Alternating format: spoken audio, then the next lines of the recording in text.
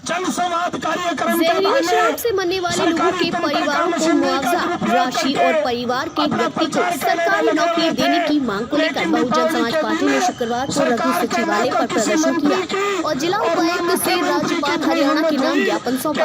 इस मौके पर बसपा के प्रदेश अध्यक्ष राजवीर सोरखी, रवि चौधरी और जिलाध्यक्ष अर्जुन सिंह ने सरकार पर आरोप लगाते हुए कहा कि प्रदेश भर में सरकार के लोगों द्वारा सभी तरह का नशे को बेचा जा रहा है।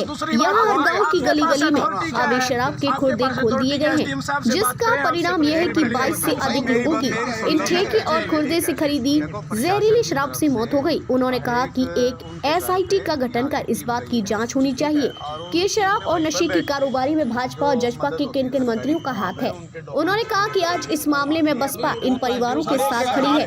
सरकार इसमें निष्पक्षता से जांच कर शराब ठेकेदारों के लाइसेंस रद्द करे और उनके खिलाफ सख्त से सख्त कार्रवाई करे। उन्होंने कहा कि हमारी मांग है कि सरकार इस मामले में मृतक के परिवारों को आर्थिक सहायता के रूप में 50 लाख रुपए की राशि का मुआवजा दे और परिवार के एक सदस्य को सरकारी नौकरी दे।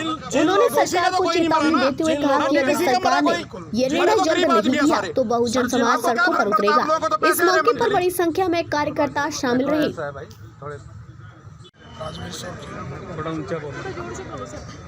राजवीर सोरखी, प्रदेश अध्यक्ष बहुजन समाज पार्टी हरियाणा प्रदेश। किस मामले को लेकर प्रदर्शन किया जा रहा है और क्या मांग है आपकी? पिछले दिनों हरियाणा प्रदेश के जो गृह मंत्री हैं श्री अनिल विज जी के कान के नीचे सरकार के शिक्षा मंत्री की सह के ऊपर सरकार के अंदर जो लोग शामिल हैं उनके रिश्तेदार और उनके सगे संबंधियों के बच्चे जो पूरे यमुनानगर सहित इस क्षेत्र के अंदर अवैध शराब चिट्टे समय का व्यापार करने में लगे हुए हैं, जिससे गरीब लोगों के बच्चे नशे की चपेट में आकर के युवाओं के बच्चों के साथ ये सरकार भविष्य के साथ खिलवाड़ करने का काम कर रही है। आज बहुजन समाज पार्टी के लोग सरकार के खिलाफ अपना एक दिवसीय रोष प्रदर्शन करते हुए आज यमुनानगर के उपायुक्त महोदय को जो लोग मृतक जो लोग हैं उन लोगों उन परिवारों के समर्थन में बहुजन समाज पार्टी अपना ज्ञापन देने के लिए पहुंची है। और बहुजन समाज पार्टी की मांग है कि जिस गांव के अंदर जिन जिन गांव के ठेकों के ऊपर ये अवैध शराब की सप्लाई उन सभी ठेकेदारों के लाइसेंस रद्द किए जाएं और जो लोग इस दुनिया से गए हैं जिनकी मृत्यु हुई है SIT गठित करके उनकी जांच की जाए कि इस पूरे मामले के पीछे सरकार के किस किस मंत्री का हाथ है, कौन कौन आदमी इसमें शामिल है। तो इसलिए बहुजन समाज पार्टी सरकार से मांग करती है कि मृतकों के परिवारों को आर्थिक मुआवजा भी दिया जाए और उनके परिवार से किसी न किसी बच्चे को रोजगार भी देने का काम किया जाए। मुआवजे की क्या मांग करते हैं आप? कम से कम 10-10 लाख रुपए के एक परिवार को देने का काम किया जाए। इसके अलावा क्या संदेश देना चाहेंगे सरकार को? सरकार को यही संदेश है हमारा कि बहुजन समाज पार्टी के तमाम कार्यकर्ता आज रोड के ऊपर आए हैं। अगर सरकार ने आने वाले दिनों में गांव-गांव के अंदर जो अवैध शराब के खुर्दे गरीब लोगों के मोहल्ले में खुले हुए हैं अगर उनको बंद करने का काम नहीं किया तो आने वाले दिनों में बहुजन समाज पार्टी चुप नहीं बैठेगी।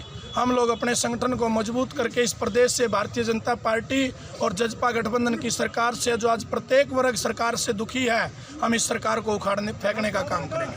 बसपा के कौन कौन से नेता आपके पास? आज हमारे बहुजन समाज पार्टी के इस जिला स्तरीय रोष प्रदर्शन में जो हमारे प्रदेश के उपाध्यक्ष माननीय चौधरी सहीराम जी हैं, हमारे प्रदेश कार्यकारिणी के सदस्य धर्मपाल तिगरा जी हैं, सम्मानित हमारे जिला के अध्यक्ष राहुल कुमार जी, हमारे वरिष्ठ नेता रवि चौधरी जी हैं, चौधरी महिपाल जी पूर्व में पार्टी के प्रदेश के अध्यक्ष रहे, सम्मानित नरेश सारण जी बहुत ही सम्मानित पूर्व में विधायक रहे, चौधरी अर्जुन सिंह जी जिला के प्रभारी सेक्टर बूथ के, आज तमाम जिला के कार्यकर्ता हमारे यहाँ पर पहुँचे हैं। रवि जी आप क्या कहेंगे? आपका इंसाफ हमको देना है। हमारी देखिए सरकार से एक ही मांग है कि ये जो पिछले दिनों इतना बड़ा कांड हुआ और उसमें मरने वाले सभी साथी जितने हैं वो दलित हैं और जो सरकार का रवैया है वो दलितों के विरोधी है बिल्कुल, क्योंकि इन्होंने जो ठेके हैं वो गाँव की गलियों तक बचा दिए। खुर्दे उनके बैठे हैं ठेके का, लेकिन उसके सब ठेके 10-10 इन्होंने गांव में खोले हैं। पैक के हिसाब से दारू बेचते हैं। गरीब आदमी जो अपने दिन में मजदूरी करके पैसे कमाता है उसको छीनने का भी काम करे, उनकी ज़िंदगी भी छीनने का काम इस सरकार ने किया। क्योंकि जो गरीब लोगों ने दारू पी है वो कहीं उन्होंने अपने आप नहीं बनाई है, वो सरकार के ठेके से लेके उन्होंने पी, जो सरकार ने लाइसेंस गवर्नमेंट ने दिया हुआ उन्हीं से लेके उन लोगों के ने दारू पी है। और हमारी यही मांग है कि सरकार की ये दारू से जो लोग मरे हैं उनको मुआवजा भी मिले और उनके परिवार में सरकार किसी न किसी को रोजगार भी दे।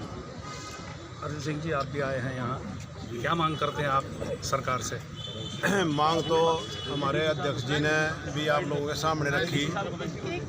मेरा तो एक ही मानना है, ये जो विकास के दावे कर रही सरकार, ये इसी ने विकास बता रही क्या? लोगों के जो मौतें रही इसी ने विकास समझ रही क्या? ये मतलब इसी बात पर अपना छाती ठोक रही कि हमने इतना विकास कर दिया, जहरीली दारू बनाकर गरीब लोगों की हत्याएँ कर दी।